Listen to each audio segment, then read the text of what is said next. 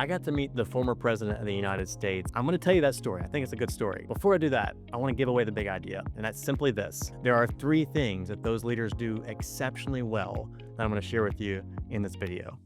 I got to meet the former president of the United States, and it actually changed the way I view leadership. It's better to be interested than to be interesting. That is, the best leaders, they are more concerned with being interested in others than they are with being interesting to others. And when I realized this, I realized this is one of those things that actually separates the truly inspiring leaders from the ones that are impressive, but they don't really capture our hearts. And those self-oriented, impressive leaders, they will never have the same kind of impact that a truly inspiring servant leader will have. And if you want to be that kind of leader, there are three things that those leaders do exceptionally well, starting with the story of when I met the former president. So I was an expat working in London at the time. I was coming back from London on the plane, and I'm in the back of the plane, and I see this commotion coming down the aisle, and I'm like, that's got to be somebody famous. People are bent over, they're looking, they're excited. As this person gets closer, I realize it is President Jimmy Carter, and he is saying hey to everybody on this plane. He's getting closer to me, and I'm like, I got to come up with something original that I can say to this guy. I stick out my hand and I say, "It's so nice to meet you, Mr. President." He pauses, he takes my hand, I kid you not, looks me dead in the eyes. In the most genuine way, he says, "You mean to tell me, after all these years, I finally get to meet you?" And I'm not gonna lie, that made me feel some kind of way. And he proceeds to ask me a couple more questions. He spends about a minute with me. I had never felt that kind of feeling before, where the most important person in any room that he walks into took the time to make me feel important. And I will never forget that feeling. Irrespective of his track record as a president, there's a lot to critique there. This kind of attitude is what great leadership looks like. He was more concerned with being interested in others than he was being interesting and looking the part. And this is when I realized this is the ultimate leadership flex. Being interested in others is the ultimate leadership flex. He was so secure in who he was. He didn't have to try to look important. He wasn't trying to impress people. He was truly trying to spend time with people and show them how interested in how much he cared about them. And that's a leadership flex. It takes a lot of security and confidence in order to do that. If you've ever been a manager before, if you've ever been a leader before, a captain of a team, you know what it feels like to actually have the honor of a position. And yeah, there's a lot of responsibility that comes with that, but there's honor that comes with a title and with that level of responsibility. Here's what the best leaders know. They don't show that honor off.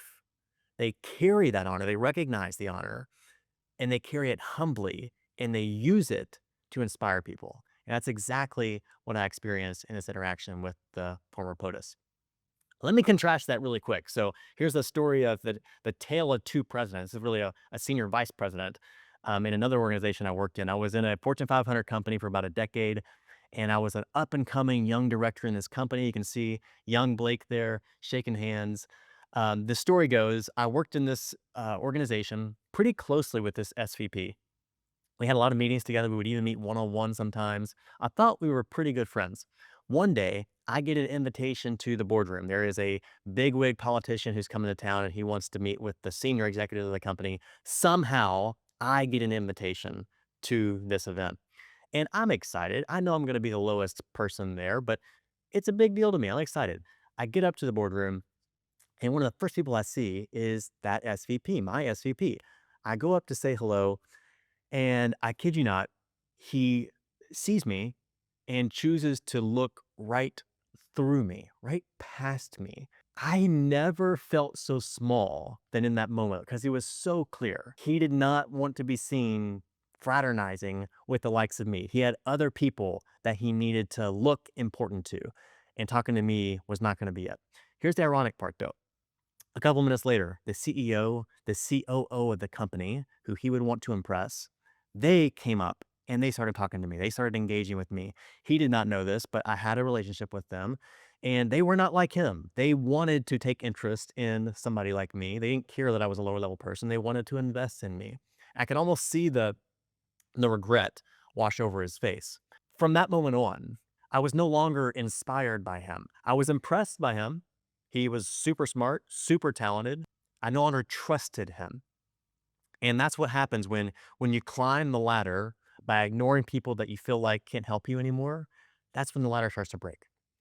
And it was such a juxtaposition from that interaction I had just a few months earlier with the former president of the United States. So here's the power of interest. When you are interested, people will actually want to follow you. People will follow a leader who is real and who cares so much quicker than they'll follow someone who looks the part and who clearly only cares about themselves. They're going to build trust faster. Here's the funny thing about trust. It is inversely related. Your ability to build trust, it's inversely related to other people's perception of your own self-interest. In other words, the more self-interested you appear, the less people are really going to want to trust you. The more others oriented you are, the quicker you're going to be able to build trust. And then finally, you show confidence. The more interested you are, the more confidence you actually show. And this is kind of ironic because a lot of people think that humility and confidence are at odds. They are not. The Only the people who are truly secure in who they are can show interest and care for others without feeling like they need to impress people.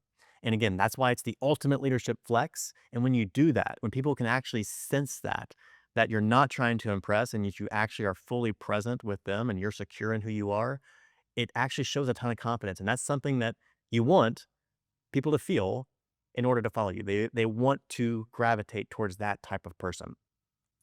Being curious is better than being interesting. Don't chase being interesting, chase being curious. Do not chase looking important, chase being truly helpful. And when you start to chase the right things will chase you. Impact success will chase you when you're chasing the right things.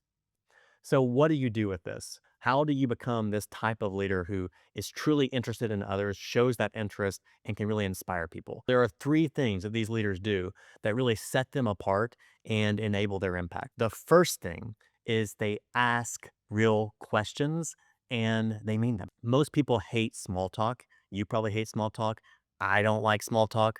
Nobody really likes small talk, especially introverts, right? But most people also are comfortable talking about themselves. They love talking about themselves, especially if you ask them questions the right way. And we definitely love to talk about things that we are interested in.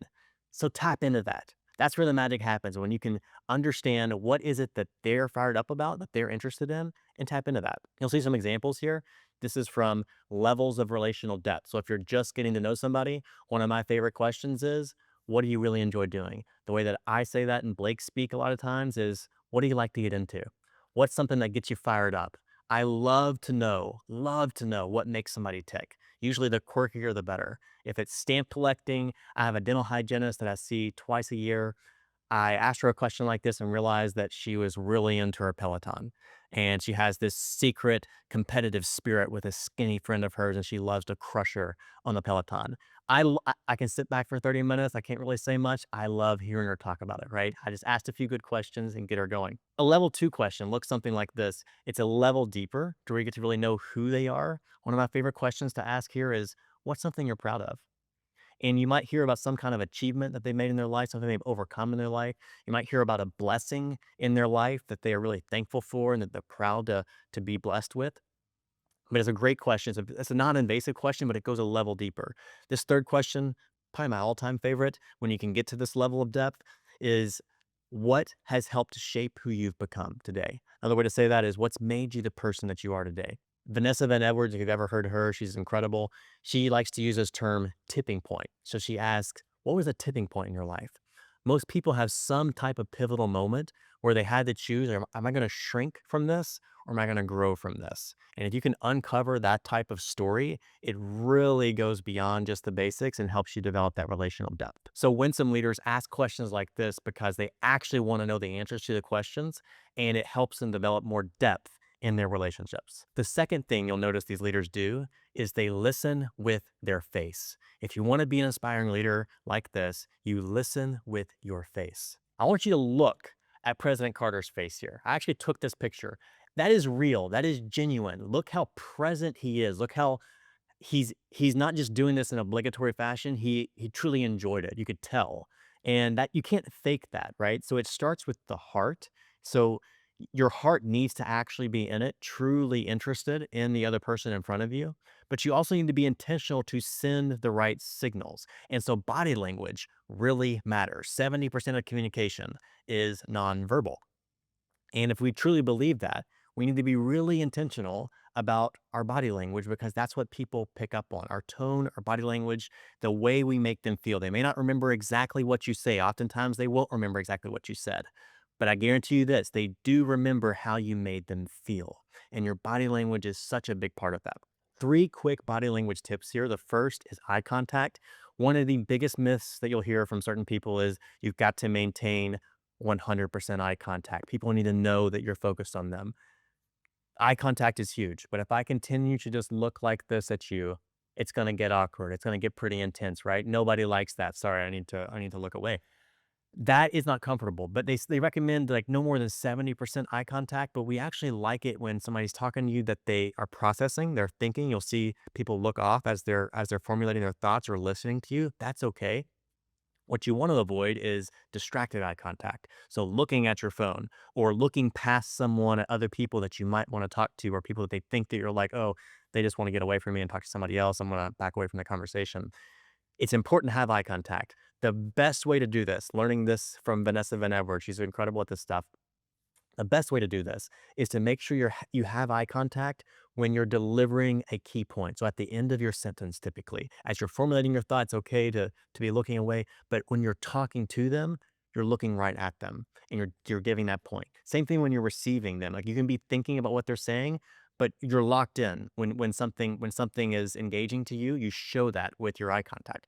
Another quick tip, the lower lid flex. If you ever noticed when you're trying to focus on something, you typically kind of squint and you're really trying to get focused, this is a very subtle cue that everyone picks up on when you're in a conversation with them. When they see those eyes tighten, that lower lid, when they see that flex, it signifies that you're interested, that you're focused, that you're actually listening intently and thinking about what they're saying.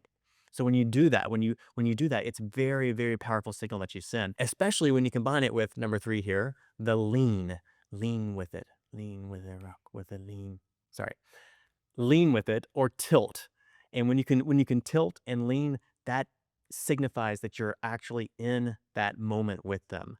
And you don't want to do it all the time. You can overdo that. If you're always leaning in, that actually makes somebody uncomfortable too, invades their personal space, shows you as a little bit too submissive. But when you use it as a highlighter, so you lean in during a certain part of the conversation and lean back out, it really signifies that you're engaged. So your heart should be there, but using the right body language shows people that you're trying to give them your full attention. And that is the greatest gift that you can give them is your attention, especially in today's world where attention is being grabbed in so many different ways. When someone feels your presence and that you're there with them, that is the greatest gift that you can give. Now, you may be saying, hey, Blake, I'm not the president. I am not a big deal to the rest of the world. Number one, yes, you are a big deal. Number two, you're definitely a big deal to someone, whether that's a new mom at church, maybe it's a summer intern at the office. There is someone who is looking up to you who cherishes your attention. So recognize the influence that you have and steward that well. Bless people with your full attention, even if it's just for 1 minute, 2 minutes, and wrap it up. Whatever it is, while you're talking with them, you are engaged. The final thing these winsome leaders do, they assume that everyone has something that they can teach them. Great leaders are always looking to grow, they're always looking to learn. And when that is your mindset, when that is your heart orientation, that the person in front of you, no matter how seemingly small they may be to the rest of the world, they have some type of experience, they have some type of knowledge that you can learn from. It makes curiosity easy. And that is the ultimate hack. It's not a hack. You can't fake it. When you truly believe the person in front of you has something of value that they can give you, your job becomes, how can I uncover that? How can I discover what it is that they know or something that they've experienced that can help me learn and grow? And that is the key to true interest and curiosity is that you're not just blessing someone with your attention. That's important, but you're also you can learn something from them. They can give you value. And when they feel that heart, when they feel the heart of they can actually give you value, it changes the dynamic of the relationship and it makes demonstrating interest natural. So here's your challenge. The next meeting that you have, the next interaction you have, don't try to impress. See the person in front of you. Make them feel seen. Make them feel seen with the questions you ask. Make them feel seen with the body language that you signal towards them. Make them feel seen with the way that you're trying to learn something from them. And remember that leadership is not about being interesting to others. It's about showing others that they are worth your interest. And when you have that kind of heart, you're not only going to be well liked, you're going to be trusted. And that's where real influence begins. If you got value out of this video, I have one request for you. Be a river, not a reservoir. Who could you share this with that can also get value out of it as well? Thanks for being here. I'm going to make more videos like this. If you like this, you can follow along and keep leading on purpose. Peace.